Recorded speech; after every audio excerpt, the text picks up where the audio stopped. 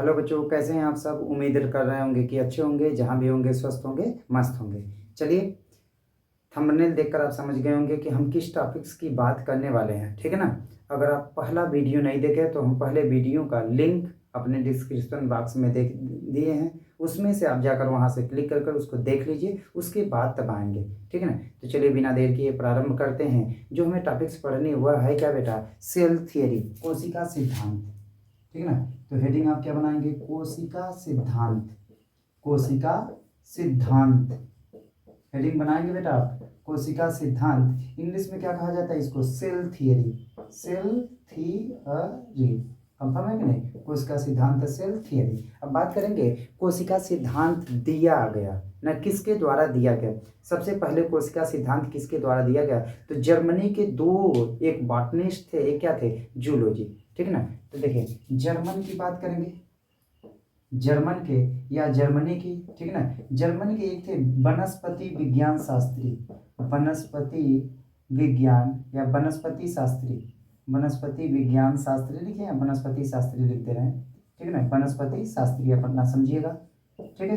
कौन थे बेटा, क्या कहेंगे, कौन थे वनस्पति शास्त्री, तो मैथियस स्लाइडन, मैथियस स्लाइडन, स्लीडन कहीं देता है, कहीं कहीं क्या देता है, स्लाइडेन। मैथियस क्या थे, स्लाइडेन। कितने सन में इन्होंने दिया था, तो 1800 कितना बताएंगे, 38 में, 1838 में पढ़े। इसका इंग्लिश देख लेंगे, जर्मन, जर्मन, और ये क्या होगा, बॉटनिस्ट, बॉटेनिस्ट, कंफर्म है, जर्मन बॉटनिस्ट क्या थे, मैथियस, क्या थे बेटा, मैथियस, MATTHIAS, मैथियस। क्या कहेंगे, स्लाइडन, SCHLEIDEN, स्लाइडन या स्लीडन इसको बोला जाता है, क्या बोला जाता है, स्लीडन भी कहा जाता है, मैथियस स्लीडन। और तथा किसका नाम लेंगे, फिर जर्मन के ही, जर्मन के ही ध्यान दीजिएगा, जर्मन के ही क्या थे, जंतु विज्ञान शास्त्री, जंतु विज्ञान शास्त्री, जंतु विज्ञान शास्त्री यानी जूलॉजिस्ट, इसको क्या कहा जाएगा, जूलॉजिस्ट, जूलॉजिस्ट, जंतु विज्ञान शास्त्री यानी जूलॉजिस्ट। कौन थे, थियोडोर स्वान, थियोडोर स्वान, थियोडोर स्वान, ठीक है। इंग्लिश में थियोडोर स्वान, SCHWAN, थियोडोर स्वान ने 1839 ईस्वी में क्या प्रस्तुत किया था, कोशिका सिद्धांत। तो ध्यान दीजिएगा, सबसे पहले कोशिका सिद्धांत देने वाले दो वैज्ञानिक हैं जो कि जर्मनी के ही रहने वाले, जर्मन के हैं। कौन, एक वनस्पति विज्ञान शास्त्री जो पौधों के विषय में जानते हैं, कौन थे, मैथियस स्लाइडन, कितने सन में, 1838 में। और दूसरे कौन है, जर्मन के ही हैं, जंतु विज्ञान शास्त्री जो जंतुओं के विषय में यानी जूलॉजिस्ट ना, जंतुओं के विषय में जानते हैं। थियोडोर स्वान ने 1839 ईस्वी में कोशिका सिद्धांत क्या किया, प्रस्तुत किया, ठीक है ना। हम सेंटेंस बोल रहे हैं, देखिए कैसे लिखेंगे आप, तो कैसे, चलिए बोल रहे हैं, लिख लीजिएगा। सर्वप्रथम कोशिका सिद्धांत जर्मनी के वनस्पति शास्त्री मैथियस स्लाइडन ने 1838 में, तथा जर्मनी के जंतु विज्ञान शास्त्री थियोडोर स्वान ने 1839 ईस्वी में प्रस्तुत किया, ठीक है। इसके बाद इतना लिखने के बाद शॉर्ट में ऐसे लिखना चाहते हैं लिख सकते हैं, नहीं तो फिर इंग्लिश में आप क्या करेंगे, उसी सेंटेंस में इंग्लिश में ब्रैकेट में इंग्लिश उसकी लिख लीजिए। इसके बाद बात करते हैं, यह तो सबसे पहले इन्होंने दिया था, फिर पूछा जाता है कि इनके बाद एक वैज्ञानिक आते हैं, रुडोल्फ विर्चो, जर्मनी के ही रहने वाले थे, रुडोल्फ, रुडोल्फ विर्चो, विर्चो, कहीं कहीं विर्चो मिलता है, कहीं कहीं क्या मिलता है, विर्चो, ठीक है ना, रुडोल्फ विर्चो, ठीक है। इंग्लिश लिख दे रहे हैं, Rudolf Virchow, Rudolf Virchow, VIRCHO, Rudolf Virchow ने, देखिए इनके सन में थोड़ा सा प्रॉब्लम्स आती है, कहीं कहीं 1855 बताया गया, कहीं कहीं क्या बताया जाता है, 1858 बताया जाता है, और कहीं कहीं क्या बताया जाता है, 1859 बताया जाता है। पहले बता दे रहा है, मैक्सिमम केस में यह मिलता है 1855 में, और कुछ केसों में यह, और कहीं के रेयर क्लास में, रेयर केस में क्या मिलता है, 1859, लेकिन मैक्सिमम किसको कहेंगे, 1855 में। इन्होंने एक सेंटेंस दिया था, क्या कहा था बेटा, ओमनी सेलुला ई सेलुला, ओमनिज, ओमनिज, सेलुला, सेलुला, सेलुला, ई सेलुला, ओमनी सेलुला, ई सेलुला। इसका मतलब क्या होता है? ओमनी सेलुला ई सेलुला का मतलब होता है कि प्रत्येक कोशिका, all cell arises from pre existing cell, मतलब प्रत्येक कोशिका अपने पूर्ववर्ती कोशिका से मिलकर बनी होती है। जैसे मम्मी पापा ने हमें जन्म दिया, यह तो सही है। क्या हमने मम्मी पापा को जन्म दिया? नहीं, अब हमने मम्मी पापा को नहीं जन्म दिया। मम्मी पापा ने किसको जन्म दिया? हम लोगों को। तो वो पहले थे, उसके बाद हम लोग आए। ठीक है, यही कहना किसका था?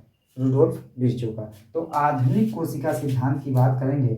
आधुनिक कोशिका सिद्धांत, आधुनिक कोशिका सिद्धांत, कोशिका सिद्धांत, सिद्धांत किसने दिया? Modern cell theory. तो बताएंगे क्या?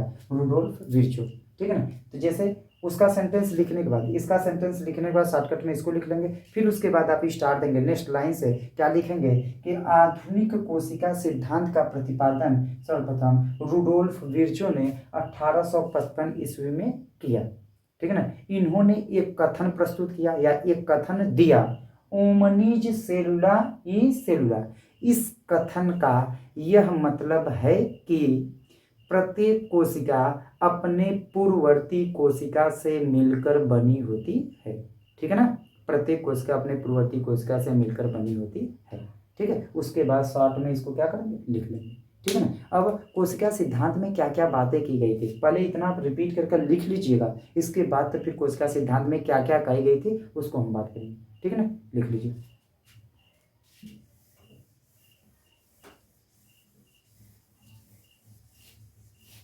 अब इतना लिखने के बाद आप क्या लिखेंगे? स्टार देकर बनाएंगे कोशिका सिद्धांत की प्रमुख अवधारणा, कोशिका सिद्धांत की, सिद्धांत की प्रमुख प्रमुख अवधारणा, धारणा इस प्रकार है, इस प्रकार है, इस प्रकार है। डैश दे देंगे बेटा। वहां तक साइंटिस्ट का नाम लिखने के बाद पहला पॉइंट क्या लिखेंगे आप? सबसे पहला पॉइंट ध्यान दीजिएगा कि सभी जीवधारी, सभी जीवित जीवधारी किससे बने होते? कोशिका के बने होते। तो सेंटेंस क्या लिखेंगे? सभी जीवित जीवधारी, जीवित जीवधारी किसके बने होते हैं? कोशिकाओं से बने होते हैं। कोशिकाओं से, कोशिकाओं से बने होते हैं। पहला पॉइंट यह कहा गया था कोशिका सिद्धांत। ठीक है कि नहीं। दूसरा पॉइंट क्या था? दूसरा पॉइंट, सभी कोशिकाएं, सभी कोशिकाएं, सभी कोशिकाएं अपने अपने पूर्ववर्ती, अपने पूर्ववर्ती, पहले से उपस्थित पूर्ववर्ती कोशिकाओं से बनी होती है। कोशिकाओं से, कोशिकाओं से बनी होती है, बनी होती है। ठीक ना। दूसरा पॉइंट यह था। ठीक। तीसरा पॉइंट क्या कहा गया था बेटा? सभी कोशिकाएं अपने पूर्ववर्ती कोशिकाओं से बनी होती है। उसके बाद जितनी भी कोशिकाएं होती है सभी का क्या होता है? रासायनिक संगठन समान होता है। यानी सभी कोशिकाओं का, सभी कोशिकाओं का, सभी कोशिकाओं का रासायनिक संगठन, रासायनिक, रासायनिक संगठन, संगठन, रासायनिक संगठन समान होता है, समान होता है, होता है। जो केमिकल कंपोजिशन होगा वह क्या होगा? समान होगा। उसके बाद चौथा पॉइंट क्या कहेंगे आप? कि जीव के शरीर के अंदर समस्त जितनी भी उपापचयी क्रियाएं होंगी सब किसके अंदर होती? कोशिका के अंदर। यानी क्या लिखेंगे? जीव के, जीव के शरीर की, शरीर की समस्त, समस्त उपापचयी क्रियाएं, उपापचयी क्रियाएं, क्रियाएं किसके अंदर होती है? कोशिका के अंदर, कोशिका के अंदर, कोशिका के अंदर संपन्न होती है, संपन्न, संपन्न होती है। ठीक है ना। 3-4 पॉइंट हैं, इसको अच्छे से क्या करेंगे, नोट कर कर याद कर लीजिएगा, ठीक है ना। अच्छे से इसको देख लीजिएगा रिपीट कर कर। पहला पॉइंट क्या बताया है बेटा, कोशिका सिद्धांत की प्रमुख अवधारणा में कि सभी जीवित जीवधारी किससे बने होते हैं, कोशिकाओं से। कोशिका एक होगी तो एक कोश की, अगर बहुत ज़्यादा होगी तो क्या बोला जाएगा उस जीव को, बहुकोश की जीव कहा जाएगा। उसके बाद सभी कोशिकाएं अपने, बता दिया कि जैसे हम लोग किससे बने, मम्मी पापा से, न कि हमसे मम्मी पापा बने, कंफर्म है। उसके बाद तीसरा क्या कहेंगे, सभी कोशिकाओं का रासायनिक संगठन क्या होता है, एक समान होता है, ठीक है ना। रासायनिक केमिकल कंपोजिशन जिनसे वह मिलकर बनी, जैसे मम्मी पापा की जो कोशिका जिनसे मिलकर बनी थी वही तो हमारे में भी मिलकर बनी है, कंफर्म। उसके बाद लास्ट पॉइंट क्या है, जीव के शरीर की समस्त उपापचयी क्रियाएं कोशिका के अंदर संपन्न होती है, ठीक है ना। इसको अच्छे से रिपीट करके क्या करेंगे, देख लेंगे।